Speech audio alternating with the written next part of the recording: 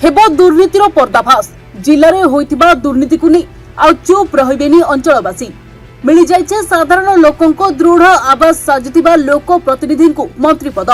नवरंगपुर जिले में गत समय विभिन्न कार्य में दुर्नीति होइतिबा नहीं अभियोग आसुथिला। आवाज उठाइथिले बीजेपी नेता नित्यानंद गंड, किंतु बीजेडी सरकार थिबा समय तांको आवाज को चापी दिया जाउथिला। एबे बीजेपी सरकार रे मंत्री पद पाइबा परे साधारण लोकंकर भरोसा बढ़ी। एहापरे जिले में होइतिबा विभिन्न दुर्नीतिर तदंत कराजिबो बोली लोके आशा बांधुथिबा बुद्धिजीवी महल रे चर्चा हेउछि।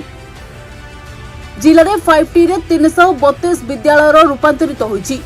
सेथिमध्यरु 17टी विद्यालय एपर्यंत उद्घाटन होई पारिनी। 3टी पर्यायर 215टी विद्यालय रूपांतरित करागला। मो स्कूल अभियान प्रति विद्यालय को 45 लाख टंका, पंचायत 15 लाख टंका समेत MGNREGS रु 10 लाख टंका खर्च करा जायछि। सेहि भली 58टी विद्यालय को मो स्कूल अभियान रु प्रति विद्यालय को 60 लाख टंका प्रदान करा जायछि।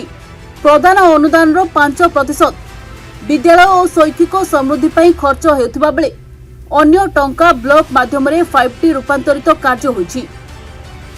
तेबे बिना टेंडर रे किभली काम होइछि ताकु नै प्रश्न उठिछि।